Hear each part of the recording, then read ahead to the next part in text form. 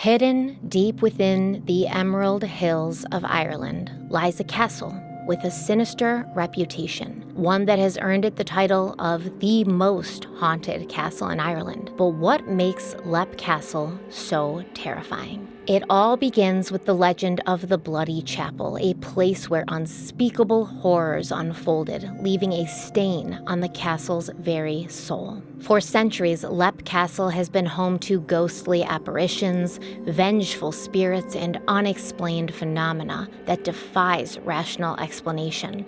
But the horror does not end there. The castle's dark history includes tales of betrayal, murder, and revenge that still resonate within its walls.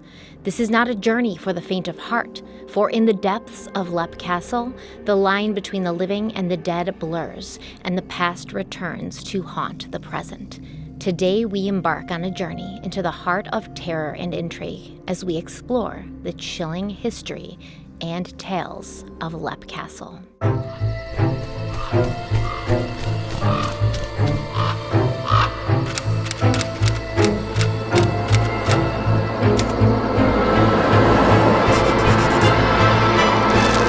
Happy Halloween, everyone, and thank you for joining me for another spooky video. Today, we're talking about Leap Castle, whose eerie history combined with its stunning architecture has become a captivating subject for those interested in the supernatural and Irish history alike. It has been said that Ireland is a place so rich in history and mythology that it's difficult to know where one begins and the other ends. And that's exactly why I've always been so fascinated with this beautiful island in the North Atlantic Ocean, because it's filled with so much folklore and magic, like fairies, who it's said can assume human characteristics and live side by side with mortals, gifting them with good luck and fortune, but they can also be extremely dangerous and vengeful.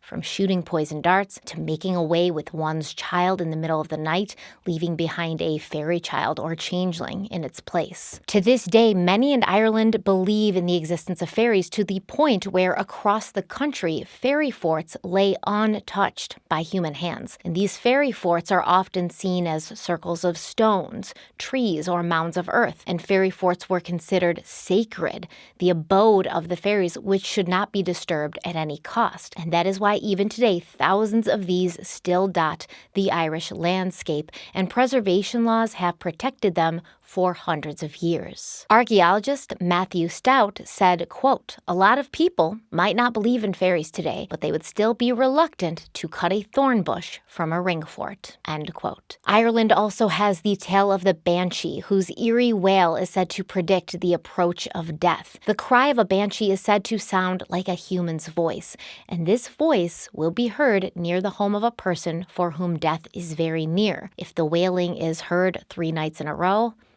it's basically a wrap. It's also said that spirits and ghosts dwell in many of Ireland's castles, especially those marked by death and violence, and no place fits the bill better than Leap Castle. Leap Castle is located in Coolderry, County Offaly, about 4 miles from the town of Roscrea.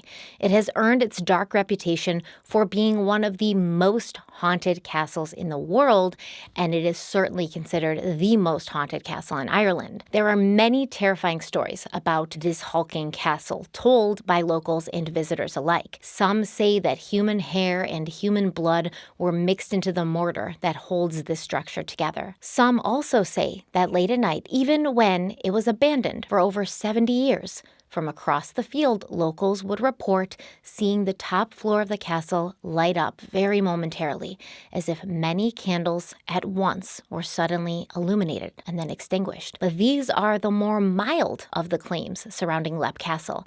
So get a snack, cozy up with a steaming cup of coffee or some hot apple cider, and let's dive in. But first, let's have a word from the sponsor of today's Halloween video, Surfshark VPN. Haunted houses are scary, and so is the internet. It is dark and full of terrors. Well, it can be, right? There can also be a lot of good stuff out there to find, a lot of good things to learn, a lot of connections to make. But if you would like to explore all the World Wide Web has to offer without encountering the dark terrors that do indeed exist out there, Surfshark VPN is what you need. Surfshark VPN secures your data with industry-leading encryption and the most secure VPN protocols, and Surfshark also provides IP and DNS leak protection so that nobody can figure out where you're connecting from. I also love that unlike your internet service provider, Surfshark VPN has a strict no logs policy. That means they aren't watching and or recording what you're doing on the internet because you are an adult and it's none of their business. So what can you do better on the internet with Surfshark VPN? A lot. Everything, basically. You can overcome location price-based discrimination on travel expenses like plane tickets and rental cars. If you're traveling internationally, you can log onto a server in your home country so your bank account doesn't lock you out or freeze your account for security purposes once they see you're overseas. You can also feel safe on public Wi-Fi, which is something I never thought I would say because I do know how easy it is for somebody with like a basic level of knowledge of how to hack somebody. I know how easy it is for those people to hack into your phone or your laptop through a public Wi-Fi network. And the reason that you can feel safe on Wi-Fi is because Surfshark encrypts your data and makes it impossible to steal. And you can easily and quickly get around censorship and geo-blocking so that all the information you want is available, not just what they want you to see. Whoever's making the calls in your area, they're going to block certain things so that you can't see them on the internet, certain videos, certain media sources. But if you have Surfshark VPN, you can see everything. But Surfshark VPN isn't just about practicality and protection. They can also open up a whole new world of entertainment for you because with Surfshark VPN, you can unlock 15 of the largest Netflix country libraries, including the US and Japan. All you have to do is connect to the server in the right country and off you go. And at this time, Surfshark has reached the coverage of 100 countries, and I believe they're the only VPN to do so at this point, which is pretty great. Surfshark also has an app for every platform, whether you're using a PC, Mac, they have one for Linux, Android, iOS, smart TVs, Amazon Fire TV, Apple TV, Chrome, Firefox, Xbox, and PlayStation. And the best part is one subscription allows you to install and run Surfshark on an unlimited number of devices at once. And they mean really unlimited. Like all of your family, all of your computers, your laptops, your tablets, your phones, video game systems, PS5s, Xboxes, all of that jazz. They mean unlimited. There's so much value in Surfshark VPN, and they think you'll agree as well, which is why they're offering you a 30-day money-back guarantee, and this gives you plenty of time to try Surfshark out for yourself risk-free. All you have to do is go to surfshark.deals/stephanieharlowe and use code stephanieharlowe to get 83% off a 2-year plan plus 3 extra months for free. And this amazing offer makes your subscription just $2.21 a month. Once again, go to surfshark.deals/stephanieharlowe. There's an E on the end of Stephanie and Harlow, and use code stephanieharlowe to get 83% off a 2-year subscription plus 3 extra months for free. Really good deal, really great service, the best VPN I've ever used. Go check them out. Thank you so much to Surfshark VPN for sponsoring today's video, and let's dive in. So as I do when I was researching this topic, I started going down side paths, side quests, I have now called them. And I call them side quests because I learn so much. Oftentimes, I feel like it makes me better, right? It makes me a better person. It makes my brain more open and more receptive to things that maybe previously I wouldn't have even considered. And I do believe in ghosts.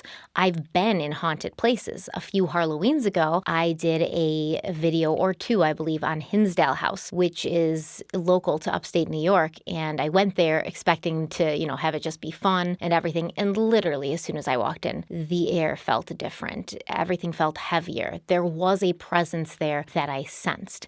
I'll link those videos in the description box if you want to check them out. We used a spirit box. Lots of interesting things happened. But in general, I do believe that there are things around us all the time that we just don't see or pick up on necessarily with our 5 senses. And so I started doing some research into haunted places, and are there scientific theories about haunted places or scientific theories that I could apply to certain haunted places? And I discovered a lot. So what I learned is that when a specific place is the location for a lot of violence, pain, bloodshed, and death, it is believed that this place will hold on to that energy, and that energy can manifest itself in some mysterious and sometimes terrifying ways. There have always been theories that some areas hold leftover traces from the people who lived and or died there. For example, visitors to the Auschwitz concentration camp in Poland report a wide array of negative emotions while there, from tightness in their chests, nervousness, and a twitching in their limbs, to just a general feeling of depression and hopelessness. And according to some scientists, this is due to the emotional residue theory, the idea that emotions, both positive and negative, can remain in a physical environment long after the people who felt them have come and gone, and those emotions can be felt by others. And like I said, this is actually a very interesting rabbit hole side quest theory that I spent way too much time following, and I wish I could talk about it with you for an hour because there are a lot of different branches to it and different implications, but I'll simply touch on the important bullet points for the sake of today's video. Several different neurological studies have shown that the human nervous system can detect chemical signals from strong emotions that are still lingering in time and space. A 2011 study done at Washington University started with the known fact that in mice, they use their tears or their chemosignals to warn each other about a pending attack or to simply signal that they are in distress so they can get help. This study wanted to find out if human tears can also act as chemosignals and if emotional tears have a discernible odor. The researchers tested this hypothesis by obtaining tears from women who watched sad films, and then they had 24 men smell these tears, as well as smelling plain saline, to see if they could tell the difference or to see what their reaction was. And the study found that merely sniffing negative emotion-related tears caused the men to have some reactions. Okay, so first of all, they reported reduced sexual arousal and they showed reduced levels of testosterone, which is very interesting because this is something they can't control. Just from smelling these sad tears, men said, I'm not, aroused sexually, and blood tests showed that their testosterone had decreased. In 2012, a Dutch study published in Psychological Science found that human sweat glands emit distinct chemicals when people experience different emotions, and that other people could pick up on these chemosignals even at a much later date. Scientists collected sweat from men who were watching either fear-inducing movies or disgust-inducing movies, and then they exposed women to this collected sweat. The fear sweat produced fearful facial expressions in the women, and the disgust sweat produced, you guessed it, disgusted facial expressions in the women. A 2015 study conducted by the same Dutch team found that exposure to body odor from people who reported feelings of happiness also produced feelings of happiness in the study participants, with the study reporting a behavioral synchronization between the sweat donor and the person smelling the sweat. Going one step further, we know, based on the law of conservation, that no physical process can create energy on its own. Rather, energy is transferred from one form to another. Energy cannot be created nor destroyed. It only changes states. So when we die, our energy does not die with us. It is simply redistributed.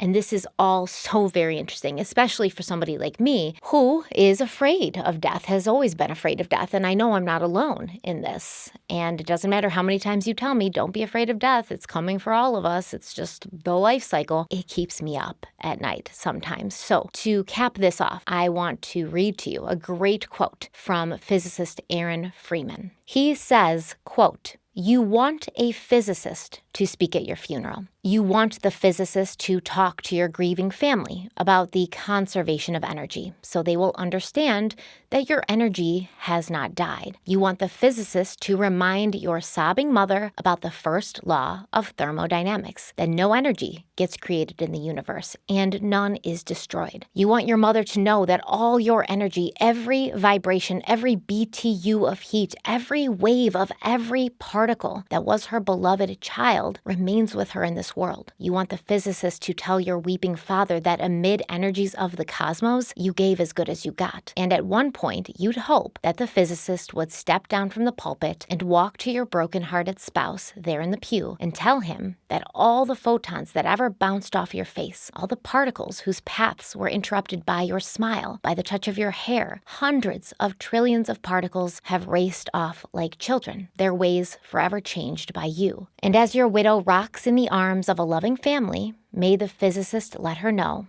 that all the photons that bounced from you were gathered in the particle detectors that are her eyes, that those photons created within her constellations of electromagnetically charged neurons whose energy will go on forever. You can hope your family will examine the evidence and satisfy themselves that the science is sound and that they'll be comforted to know your energy is still around. According to the law of the conservation of energy, not a bit of you is gone, you're just less orderly. End quote. So let that sink in for a moment. Let that comfort you as it has comforted me, and understand that this means, as do the studies that we just talked about, when people feel or experience intense emotions, their energy remains in the place that they experienced them. Because I suppose the point of all of that, all of the studies and that amazing quote, was to show you that although the places around us can appear to be neutral, only existing in the moment and time that we inhabit them, the energy of those who came and felt before us continue to echo around us. And if that energy is strong enough, we can feel it. And if any place has negative energy strong enough for humans to pick up on, it's Leap Castle. And that brings us to the bloody history of the castle and its grounds that have stood and have been witness to the evidence of human depravity and its capacity for violence for over 700 years. It is believed that Leap Castle was built sometime in the 13th century, during a period when much of Ireland was again ruled by Irish clans after the defeat of the Normans. This is a time period known as the Gaelic Resurgence. A system of clans was the basis of society in Ireland up until the 17th century, and clan is a Gaelic word meaning family. And Ireland was the cradle of Gaelic society. A clan was a territorial group, sometimes family, sometimes not. They shared a common name, but they believed that they were descended from the same ancestor. And in this clan, a chief or chieftain would be selected to lead and to protect the integrity and the territory of his kinsmen. Leadership of Irish clans was not decided by primogeniture, which means succession of the eldest son. We've seen this for centuries in England. If the king at that time had a son, that son would take the throne. If that king had several sons, it would be the oldest son. If the king had no sons, like Henry VIII, Henry VIII did technically have a son. We forget about him because he sucked, but let's say the king died, the son took over, the son sucked, and then he died too. And all that's left are, daughters, sisters, like, Queen Elizabeth and Queen Mary. So next, the eldest daughter would take over. That's why Mary went first and then Elizabeth followed. And interestingly enough, we're going to talk about Mary and Elizabeth later on in this video. But the clans of Ireland did not use this. Instead, they used a system called tanistry, meaning the eldest and the worthiest of the family group of the current or previous chieftain would take power. And this could include sons as well as brothers, nephews, a first or second cousin, anyone really. It didn't matter as long as they proved themselves to be strong and worthy of leading the clan and protecting the clan. But this did not always happen peacefully, and the transition of power did sometimes, often, represent a survival of the fittest struggle, or survival of whoever was willing to do the very worst things to seize the power and chieftainship of his clan. Case in point, the O'Banion clan, who are the ones credited credited with building Leap Castle. Even before the foundation was laid, two O'Banion brothers were competing against each other to become chieftain of their clan after their father died. And apparently the only way to settle this dispute was by a display of both strength and bravery. And I guess someone thought that it would be both strong and brave to jump from the top of a rocky cliff on the future site of Leap Castle. The stubbornness and ego of men sometimes will never cease to amaze me. So in this situation with the O'Banion brothers, both brothers would jump, and whoever survived would take control of the clan. Now, we don't know which brother survived or what the fate of the other brother was. We don't know if either brother survived. Maybe the person who convinced them that leaping off of a cliff was a good idea was the one who actually wanted to be chieftain, and he was like, these two idiots are going to jump off this cliff and kill each other, and I'm going to take over. We don't know what happened, but we do know the original Celtic name of the castle was Leam Ubanien, or Leap of the Banyans. I probably butchered that Celtic pronunciation, but I encourage you to do better. It is believed that even before the O'Banions found themselves standing at the precipice of this cliff, the land they would one day build their castle on had already been used by the Druids for initiation ceremonies. Now, as I said at the top of the video, the history and the mythology of Ireland as well as Scotland have really fascinated me forever. I love it. I love it. I can't get enough of it. I cannot wait until one day I can visit both Ireland and Scotland. So this part of the story, as I was researching it, really pulled me in. And once again, I wish I could make an entire video about it and just talk about that, but that is not what we're here to do today. So I'm going to give you a brief history of the Druids. The native inhabitants of Ireland were the Celts, and 1,500 years ago, a special priestly class of people who claimed to have magical powers and a secret knowledge of the world lived among the Celts. These were the Druids, keepers of the pagan religion who were as powerful and influential as the Celtic kings. And the Druids not only had the power to act as intermediaries between the gods and the mortal realm, but they were able to do a whole bunch of things that were written about, things that any normal human, even a king, would not be able to do. It is said they could create a mist or a rain or start fires at will. They could do a whole bunch of magical stuff, and this caused them to be both respected and feared, as you might imagine. Although the earliest written record we have of the Druids comes from Julius Caesar, it's believed the Druids have been active since the earliest periods of human history, with some of the earliest evidence of the Druid spiritual tradition being from 25,000 years ago, and these were found in the form of cave paintings throughout areas of Europe, specifically France. It's believed these caves were used for the initiation rites of the Druids, with candidates for initiation crawling into the caves so that they could emerge and be reborn into the light. And this theme of rebirth, as well as the theme of death, can be seen throughout the entire history of the Druids, with Julius Caesar observing that the Druids did not view death in the same way that many people at that time did. Caesar noted, quote, "The cardinal doctrine which they seek to teach is that souls do not die, but after death pass from one to another.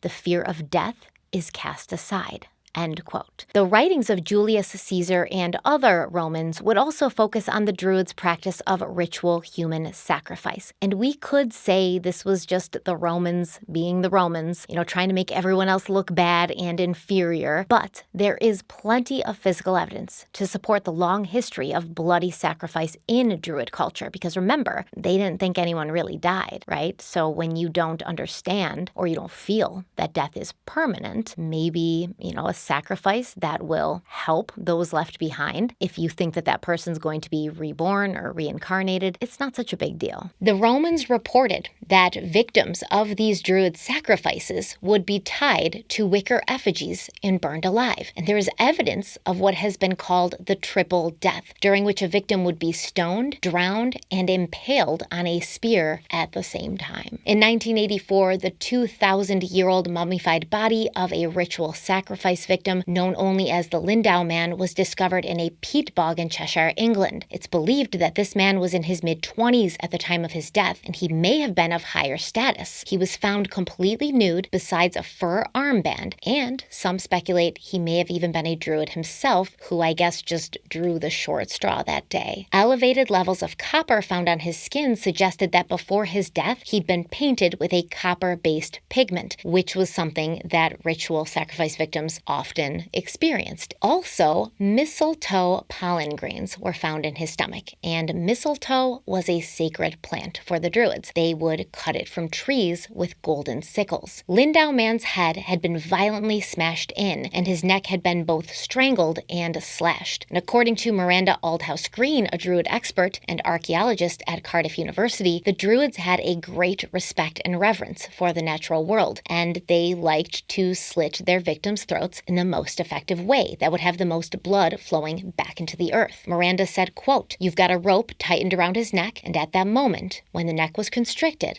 the throat was cut, which would cause an enormous fountain of blood to rise up." If you think about it, this isn't just the Druids, right? They can call it ritual sacrifice. If you look at what went down in Europe for centuries, the types of torture that they put people through, being hanged, drawn, quartered, these are horrible tortures to go through. So it just maybe appears that humans in general have a very severe tendency towards violence, especially when it is socially acceptable, which it was during the times when people were being hanged, drawn, and quartered, and which it was during the times of the Druids, when a nobody was going to tell these Druid priests, you can't do that because, they have magic, and they could just strike you down with a bolt of lightning. So even before there was a castle built on these lands, these types of ritual sacrifices were taking place. Tons and tons of blood pouring into the earth, tons of pain, tons of torture, tons of death and sadness being released into the environment as energy. Now we're going to talk about the O'Carroll clan, a fierce and brutal people bent on domination at any cost. And they came into possession of Leap Castle in the late 15th century, and it would remain in their clan for over a century and a half. Now, apparently, there's a whole story about how the O'Carrolls even ended up in this area. It appears that they were in a different area of Ireland, and they were just so violent, so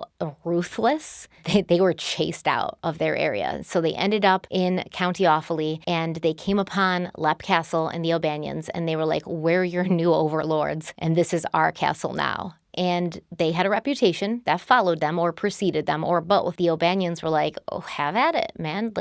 Okay, boss, take it."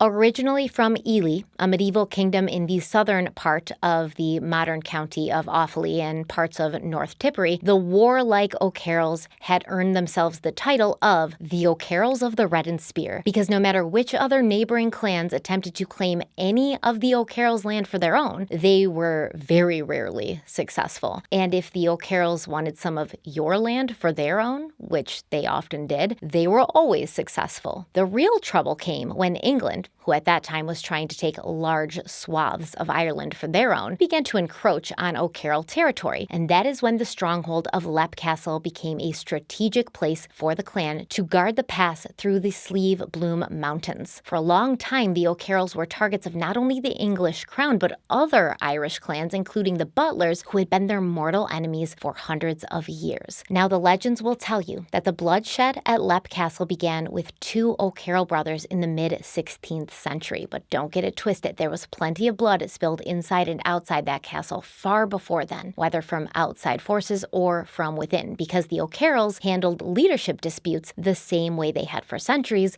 by killing anyone who opposed them, whether that person was a brother, a father, or a son. In 1532, the current O'Carroll chieftain, Mulrooney O'Carroll, passed away, causing a fierce rivalry for leadership to break out amongst his surviving relatives, but specifically two of his sons. one of which was the clan priest. And honestly, it doesn't really seem like the son who was the priest wanted the leadership role, but the other son just wanted to make sure he wouldn't get it, in case he ever felt like he wanted it. So one night, the O'Carroll priest was saying mass for a group of people in the castle chapel, and as he was chanting the holy rites, the door of the chapel banged open, revealing his brother, Thaddy O'Carroll. Without a word, Thaddy strode up to his brother, the priest, and thrust his sword clean through him, killing him instantly. Now, the act of murdering someone during prayer, especially if that person is a priest, would be considered the ultimate wicked act and pure blasphemy, not to mention the horrific concept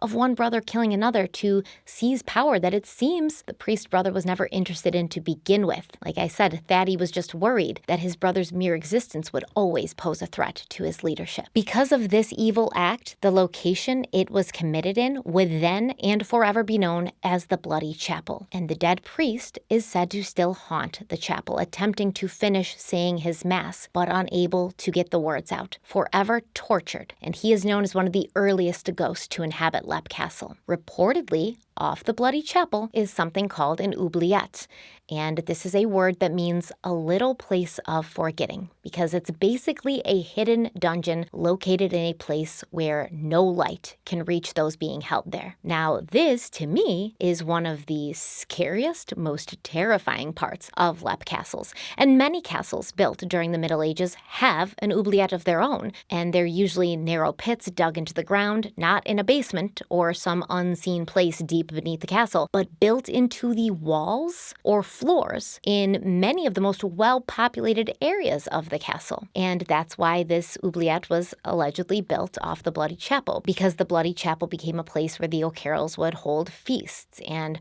host out-of-town guests or host other friendly clans. And this was strategically done so that the victims inside the oubliette would be surrounded by the sounds of life while they rotted away of starvation in the darkness of their hole. Now, in the case of Leap Castle, the oubliette was a little room with a drop floor, and prisoners from warring clans or English prisoners, they would often be placed on this floor, and then the floor would drop out from underneath them, and they would basically be thrown into this dungeon to fall 8 feet onto spikes sticking out from the floor below. Now, those who were not lucky enough to get a quick death on the spikes would face gradual death from starvation, while they could hear the sounds of people eating, drinking, and carrying on around them. They could smell the aroma of roasting meat from above. They could hear the sounds of chalices being clinked together in a cheers while the men toasted each other, slancha and all of that. And like I said, they did all of this in a room that was not only pitch black, but filled with rotting corpses. Now, in 1922, workmen discovered the oubliette, this hidden room behind the wall of the Bloody Chapel, and they were given the unfortunate and gruesome task of cleaning the oubliette out, at which point they discovered human skeleton after human skeleton stacked on top of each other. When all was said and done, 3 cartloads of human remains were removed from Leap Castle that day, but it is often said the spirits of those tortured souls remained behind. There is also another story from the O'Carroll clan's extended stay at Leap. The legend goes that the O'Carrolls agreed to pay 40 members of the McMahon clan to train them in new methods of warfare, and while being treated as visitors of the castle, the McMahons attended a banquet thrown in their honor in the Bloody Chapel. What they didn't know is that their food had been poisoned, simply so that the O'Carrolls wouldn't have to pay them, and a written account from Father Gleason, a priest present for this crime, says that after the 40 men died, the O'Carrolls became unhinged, cutting the heads off of their victims and kicking them like footballs out the castle windows and onto the grounds below. The ghosts of these 40 men are said to still haunt the grounds of Leap Castle to this day, moaning and wandering looking for their heads. In the mid-1500s, rebellions broke out all over the country, pushing back against English rule in Ireland during the reign of Mary Tudor, also known as Bloody Mary, due to the amount of Protestants she killed during her attempts to turn everyone Catholic, which was super confusing for everybody since her sister Elizabeth would later try to make everyone into a Protestant. And before both women tried to exert their control over every single person in their kingdom, which stretched, through England, through Ireland, and on and on and on. Before them, their father, Henry VIII, he didn't know if he wanted people to be Catholic or Protestant. His opinion would change based on whoever he was married to at the time. Now, in 1558, Captain John Darby, with the British forces, was taken prisoner at Leap Castle. And this seemingly small decision, something that the O'Carrolls had done to English soldiers as often as they could, it would prove to be their undoing. And it would end up placing Leap Castle into the hands of an Englishman, not through war, not through violence, but through love and marriage. Reportedly, Captain Darby was being kept in a cell located at the top of the castle, and an O'Carroll daughter, Finola, would often sneak him food, and the two would talk into the late hours of the night, eventually and inevitably falling head over heels for each other. One day, Finola heard her brother was hatching a plan to kill Captain Darby, and she knew that she needed to find a way to free her lover so that he could escape with his life and they could run away and be together. Finola was able to sneak away with the key to Darby's cell, but her brother, tipped off to his sister's plan, raced to the top of the castle to put a stop to it. So while the brother was on his way up a spiral staircase, Captain Darby, who had already been released, he was on his way down. And when the two men encountered each other, they began to tussle. And this was a fight that ended with the O'Carroll brother at the bottom of the staircase, dead from a broken neck. Finola O'Carroll would eventually marry Captain John Darby, and this began the Darby era of Leap Castle. Finola and John's descendants would hold the castle for the next century or so, but their love story sadly did not have a happy ending. It is said that John Darby descended into madness, possibly due to a curse placed on him for taking the life of an O'Carroll clansman in his own castle. Darby became obsessed with money, and he would hide stacks of cash around the castle so that no one could find the money and take it. But then he would forget where he stashed the money away, which is so relatable. And I mean, actually, listen, it's not like he just forgot overnight. He hid the money, and then he was arrested and imprisoned for a short time. I feel like for something financial related, like he didn't pay something or he didn't pay his taxes or he didn't do something, so he was put in jail for a little while. When he got out of jail, he forgot where he put the money. And Darby then became driven to find his hidden money. And he could always be seen wandering the halls of the castle, tapping on walls and mumbling to himself. It's also a long-held rumor that Darby had hired two servants to help him hide his money, and before going to jail, he murdered them to not only keep them quiet, but so that they wouldn't go and steal his money while he was imprisoned. Now, some people say the ghost of John Darby still wanders Leap Castle looking for his misplaced money, which he never found, by the way, which means it could still be there. If he ever put it there to begin with, he may have just been crazy and thought he had all this money that he was stashing away and hiding. But who knows? Either way, very interesting. In 1889, Finola and Captain Darby's descendant, Jonathan Charles Darby, was in possession of Leap Castle when he married Mildred Dill on November 6th of that year. Mildred was 20 years old, 15 years younger than her new husband, and she was known to be exceptional. She was intelligent. She was educated at Oxford. She was outspoken, high-spirited, full of energy, and it was said that she could ride and shoot as good as any man. But more than anything,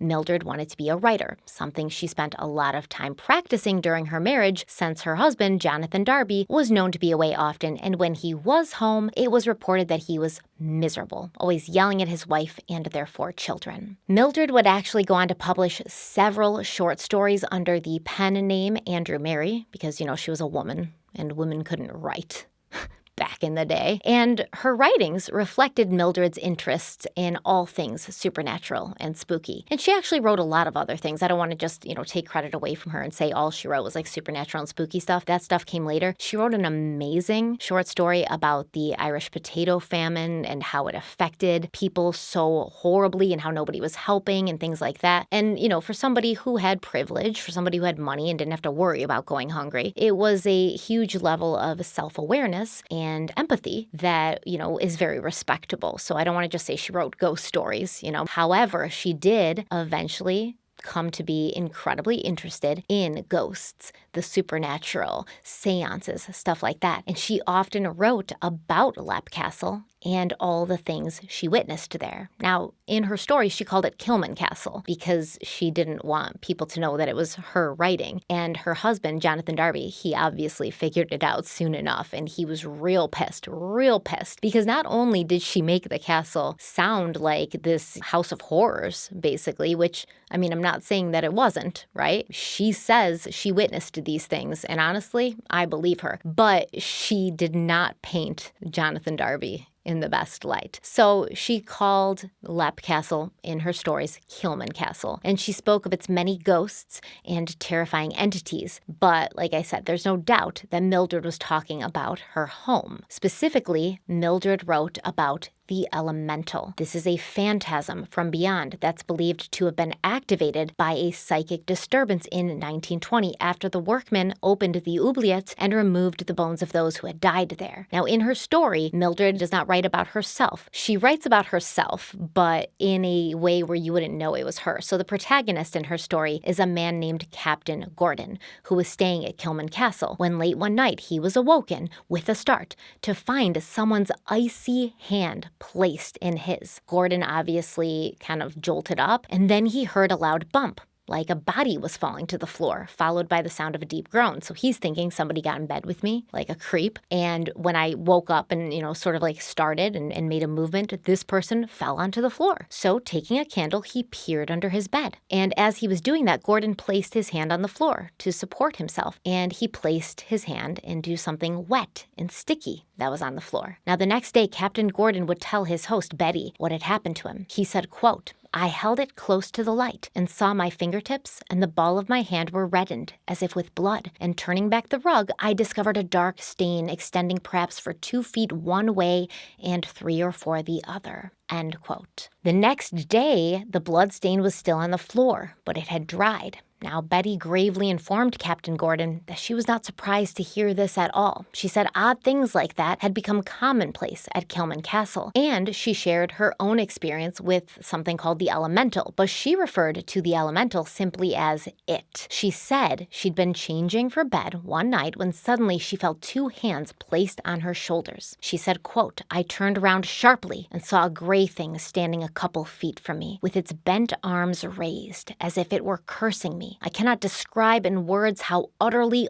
awful the thing was, its very undefinableness rendering the horrible shadow more gruesome. Human in shape, a little shorter than I am, I could just make out the shape of big black holes like eyes and sharp features, but the whole figure, head, face, hands, and all, was gray, unclean, bluish gray, something of the color and appearance of common cotton wool, but oh so sinister, repulsive, and devilish. My friends who are clever about occult things say it is what they call an elemental." End quote. Now, an elemental is reportedly a mythic, supernatural being that's described in occult works around the time of the Renaissance. Elementals are nature spirits that are linked to specific elements. They are supposedly conscious, 4-dimensional beings of pure spiritual energy. And this specific elemental could be detected when the temperature in the room suddenly dropped. And this would be followed by a sickly sweet odor and an overwhelming sense of evil and fear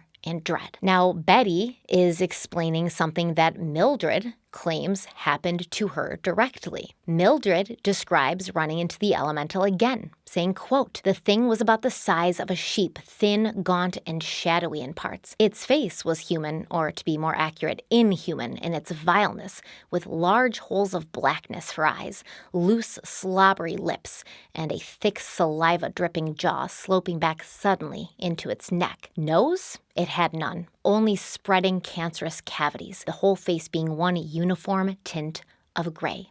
End quote. And like I said, Although these experiences about Kilman Castle are written about in a work of fiction, Mildred always insisted they'd actually happened to her, and she talked about this in letters she wrote to friends at the time. She wasn't just writing about this in fictional works, she was writing to her friends and saying, "This happened to me today. I saw the elemental again. I sensed it in the room. I smelled it." She wrote to a lot of her friends about this. She also wrote about other spirits, such as a woman in red, a monk-like figure who would often be seen in the schoolroom, and the apparitions of two young girls who are often called Emily and Charlotte. Now, these girls are said to have lived at the castle during the 1600s, and they can often be seen playing in the mail hall. It's said that Emily died at the age of 11 after falling from the castle's battlements, and reportedly there are still sightings of a little girl falling from the top of the castle, vanishing before she reaches the ground. So people who have visited, just tourists, they say they'll just be wandering the grounds and they'll see a little girl falling. They won't hear a shout, they won't hear anything. They'll just see the body of a little girl falling, and they'll rush to that part of the castle to save her or give her medical attention. But as they're running there and as they're watching her, right before she touches the ground, she disappears. Mildred Darby had also heard that there were hidden areas in the castle, secret doorways and obscured staircases. Now, during the Irish Civil War, Leap Castle was set ablaze in July of 1922, and Jonathan and Mildred Darby, along with their children, had vacated the estate the previous March once they heard rumors that their home had become a target of the IRA because they were technically English. They were English, even though I guess the Darby line was half English and half Irish. They were English as far as the IRA knew. And what happened is the Darbys left behind a few servants, and they paid them to watch the castle and care for the grounds while they were gone. Now, the people who, tried to destroy Leap Castle, they came on 2 consecutive nights. The first night, there was just a bunch of looting. They took everything they could take. They broke a bunch of stuff, just trying to destroy and cause chaos. The second night, they came back to set a fire. And the people who had been paid to watch the grounds were the steward and his wife, and they were there on the evening of the fire, and they claimed they were forced at gunpoint to let the arsonists inside. The entire west wing of the castle was destroyed, and for the next several decades, the castle loomed in the distance, empty and desolate, except for when, the candles would just light up and then extinguish out of nowhere. But then Australian-born Peter Bartlett purchased it in 1972. Reportedly, Peter was a historian who had personal ties to Leap. His mother had been in O'Banion, and his mission was to restore the castle to her former glory. Sadly, Bartlett died in 1989 with his plans unfinished, but 2 years later, Leap Castle was purchased by Sean Ryan and his wife, and they began to slowly finish the restoration. Now, it was during this time that several discoveries and hidden relics were unearthed. Hidden nooks and crannies, such as the priest's hide, were discovered. The priest's hide, it's exactly what it sounds like. It was a hidden chamber built into the wall where priests could hide during the Catholic persecution in Ireland. Now, several oddities were also found, such as windows being boarded up from the inside and the outside for no apparent reason. And more than one spiral staircase was found permanently hidden behind walls that were constructed to look as if they'd always been there. And why somebody would board up windows from the inside and the outside, why somebody would completely hide spiral staircases, it's a mystery to me. But I guess that Mildred Darby was correct, and there'd be no way for her to know that, right? So she claimed that she'd heard about hidden passageways, hidden staircases, things like that, from the spirits that inhabited Leap Castle. She didn't have confirmation. This confirmation didn't come until decades after she was dead and gone. But I guess the spirits gave her accurate information. Now, why would the spirits want Mildred Darby to know about these hidden passageways, these hidden staircases? Did these passageways and staircases lead to something that was important to the spirits? Was something hidden there that was consequential to these spirits? I have no idea, but it's very interesting. Today, Leap Castle continues to stand as a testament to Ireland's rich and enigmatic past. It welcomes visitors from around the world, inviting them to explore its storied halls and contemplate the mysteries that still linger in the shadows. The spirits of Leap Castle, both benevolent and malevolent, still watch over this ancient fortress, forever guarding its secrets and beckoning those who venture within to listen closely to the whispers of its history. And so, in the heart of Ireland, Leap Castle remains a place where the past and present converge, where legend and reality entwine, much like Ireland itself. So that's all I have for you about Leap Castle. I want to definitely visit this place one day, see if I can feel something, if I can sense something. I'd very much like to do that. Let me know in the comments if any of you have, if you felt something, if you've heard about Leap Castle, if you live in Ireland and you're aware of these legends, what you think about them. But before we go, I would like to do Stephanie's Small Business Showcase Halloween edition. Today's small business comes to us from Taylor, who runs an Etsy shop called Crafté. So this Etsy shop sells window clings. And this may sound basic to you, but let me tell you a little story, a little nostalgic story from me. I remember being younger, a child, innocent little Stephanie, and always being able to count on, no matter what was going on in my world, in my life, in my family, no matter what chaos was ensuing. Every time a holiday would come, my mother would pull out the window clings. And I tell you that I got hours and hours of satisfaction and joy sitting in front of the windows and the glass doors of our house and putting these window clings all over the place and making like villages and making stories and making tableaus and just, I don't know, like falling into this sort of fantasy world that these window clings brought me, which is exactly why I chose to feature Taylor's Etsy shop today, because she sells window clings. And I think people don't respect window clings, and we need to bring them back. So as of now, the featured items are very much Halloween centered. There's ghosts, and these are cool window clings, okay? These are not the window clings of my childhood, the window clings of the 80s. These are so cool looking. Some of them have like sparkles or holographic. The holographic ones are so sweet, but she has a bunch of cute ghosts. Some of the ghosts have mushroom caps on their little ghostly heads, which, I mean, I've never seen that before. I'm really into it. She also has a flower ghost sun catcher. She has these holographic ghost sun catchers. She has a rainbow ghost sun catcher. These are super cute. So go and check Taylor's Etsy shop out. Get yourself some of these awesome ghost window clings. I love them. I'm going to. And yeah, thank you for being here for my small business shout out. It's actually really been fun for me to do. I love doing this. I love getting to learn more about you guys. It's just a lot of fun and I enjoy it. And I'm glad for those of you who stick around to hear it. But for now, I'm going to tell you to like the video if you liked it, share it if you think it's worth sharing, subscribe if you haven't already, because we have a whole month ahead of us of amazing Halloween content, if I do say so myself. And I do, because I wrote it.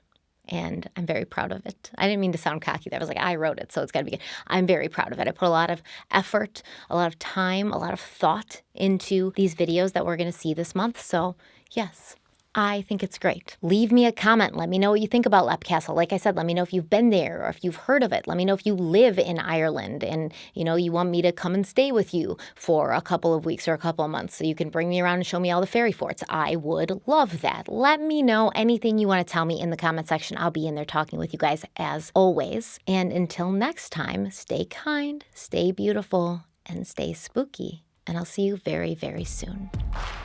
Bye.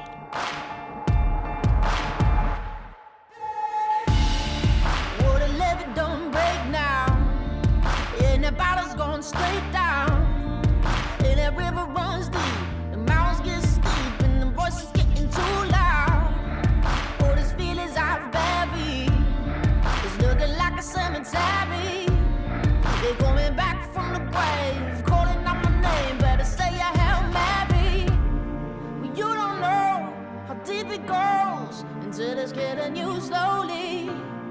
So you got to let it go.